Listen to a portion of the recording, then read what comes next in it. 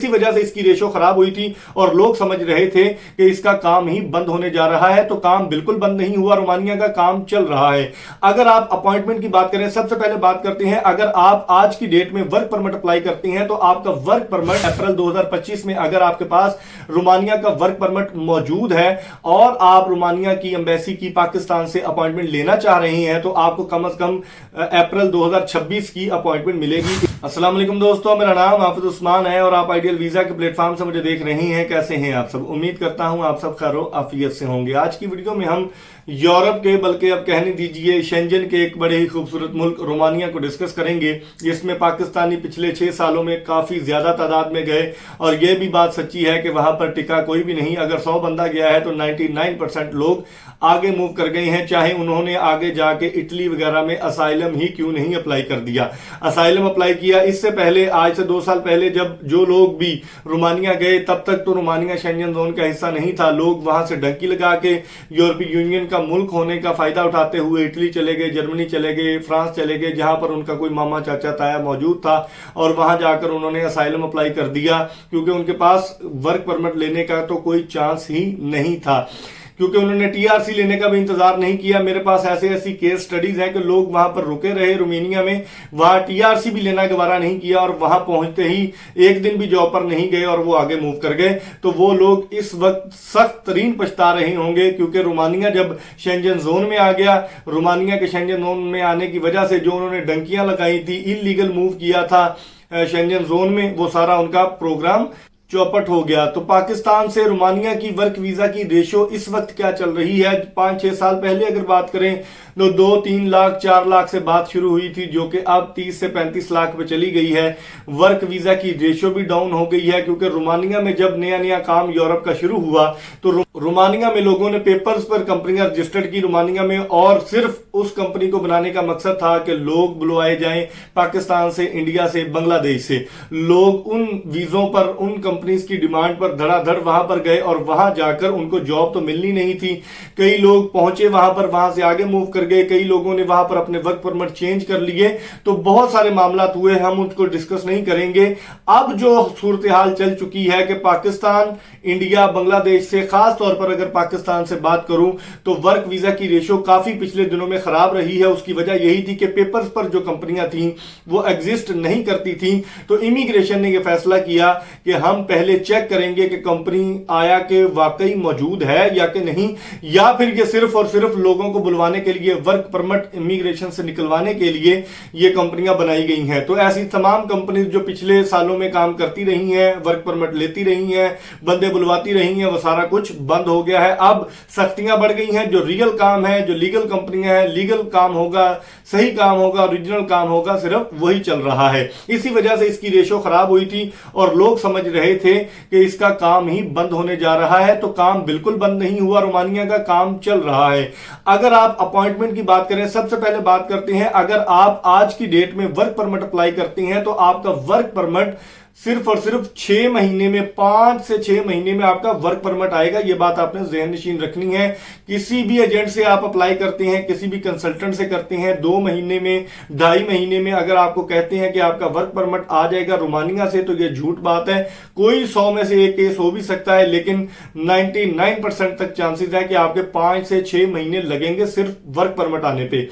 Work permit जब आपका आ जाता है, वर्क परमिट के बाद आप जब एम्बेसी को अपना वर्क परमिट शेयर करते हैं और साथ में रिक्वेस्ट करते हैं कि वो आपको अपॉइंटमेंट दे दे, और आपकी वैलिडेशन होती है। पहले आपके वर्क परमिट को चेक किया जाता है, चेक करने के बाद अगर वो रियल है, बाय द वे रियल है या फेक आपका वर्क परमिट, उस पर एक अलग वीडियो बनाएंगे इंशाल्लाह कि आप अपना रोमानिया का खास तौर पे वर्क परमिट कैसे चेक कर सकते हैं ऑनलाइन। आपका वर्क परमिट जो है वो वैलिडेट किया जाता है एम्बेसी की तरफ से। वैलिडेट करने के बाद आपको आज की डेट में बता रहा हूं कि जो अपॉइंटमेंट मिल रही है, कम अज कम 1 साल की अपॉइंटमेंट मिल रही है। यानी कि अप्रैल 2025 में अगर आपके पास रोमानिया का वर्क परमिट मौजूद है और आप रोमानिया की एम्बेसी की पाकिस्तान से अपॉइंटमेंट लेना चाह रहे हैं, तो आपको कम अज कम अप्रैल 2026 की अपॉइंटमेंट मिलेगी। 1 महीना आगे पीछे हो सकता है, कम से कम 1 साल की अपॉइंटमेंट है। और फिर एम्बेसी में डॉक्यूमेंट सबमिट करने के बाद भी आपको 2 से 3 महीने वेट करना करना पड़ सकता है। जैसे ही आपका वर्क परमिट आता है, पहले ये होता था जब आपका वर्क परमिट आता था आपको 90 डेज में एम्बेसी में सबमिशन करना पड़ती थी, यानी कि आपकी एक्सपायरी डेट होती थी, उसके ऊपर मेंशन होती थी आपके वर्क परमिट पे। लेकिन अब ऐसा कोई सीन नहीं है। जैसे ही आपका वर्क परमिट आता है, अगर आप पहली फुर्सत में एम्बेसी में सबमिट कर देते हैं, सबमिट करने का मतलब यह है कि एम्बेसी को अपॉइंटमेंट की एप्लीकेशन दे देते हैं, तो उसके बाद आपकी टेंशन खत्म हो जाती है। आपको कतई तौर पर इस बात की टेंशन लेने की जरूरत नहीं है कि आपका वर्क परमिट एक्सपायर हो जाएगा। जी हां, ये बड़ी अच्छी बात है। पहले ये होता था कि वर्क परमिट एक्सपायर हो जाता था, लोग परेशान होते थे, दोबारा वर्क परमिट मंगवाना पड़ता था क्योंकि एम्बेसी प्रोसेसिंग टाइम बहुत ज्यादा लेती थी। लेकिन तो एम्बेसी को जब आप रिक्वेस्ट कर देते हैं, उसके बाद आपकी टेंशन खत्म हो जाती है। आपने विद इन 90 डेज जब आपको वर्क परमिट रिसीव हो जाता है, आपने अपॉइंटमेंट के लिए अप्लाई करना होता है। तो आप अप्लाई कर देते हैं, 1 साल की आपको अपॉइंटमेंट मिलती है। तो कम अज कम गिन लें, लगा लें हिसाब, तो 1.5 से पौने 2 साल, ये कम अज कम टाइम मैं आपको बता रहा हूं, 1.5 से पौने 2 साल का टाइम लग रहा है रोमानिया का। और ये टाइम अगरचे ज्यादा है, लेकिन इसके अलावा आपके पास कोई और ऑप्शन भी नहीं है। रोमानिया की वर्क वीजा की रेशो कभी भी कम नहीं हुई, कभी भी बंद नहीं हुआ वीजा। पिछले 5-6 सालों में लोग बहुत ज्यादा ट्रैवल करके गए हैं। लेकिन आप लोगों से एक रिक्वेस्ट मैं जरूर करूंगा कि जब भी अगर आप रोमानिया का वर्क वीजा लेने का सोच रहे हैं या अप्लाई कर चुके हैं, एक तो सब्र रखें, और दूसरी बात यह है कि यह तहिया करें कि आपने रोमानिया में जाके काम करना है। आप आगे मूव करते हैं, देखें आप रोमानिया में चले गए वर्क वीजा पर, आपको पूरा शेंजन जोन ट्रैवल करने की इजाजत है, काम करने की इजाजत आपको नहीं है।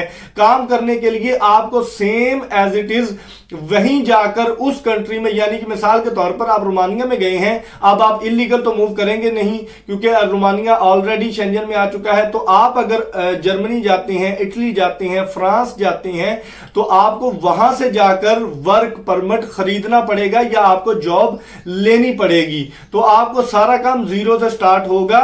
तो उससे बेहतर यही है कि अपने 5 साल 6 साल रोमानिया में लगाएं और अपना पासपोर्ट हासिल करें। उसके बाद आपका जहां दिल चाहे वहां आप मूव कर सकते हैं। तो मैं उम्मीद करता हूं आपको सारी बातों की समझ आ गई होगी। 500 से 700-800 यूरो सैलरी होती है रोमानिया में। मैं कई दफा बता चुका हूं कि जिस मुल्क में सैलरी थोड़ी है उस मुल्क में रहने की कॉस्ट भी कम है। अगर आपकी 700 यूरो सैलरी है तो आपका 300-400 यूरो में माहाना खर्चा आता है, खाने का भी, रिहाइश का भी, सारा कुछ डाल के।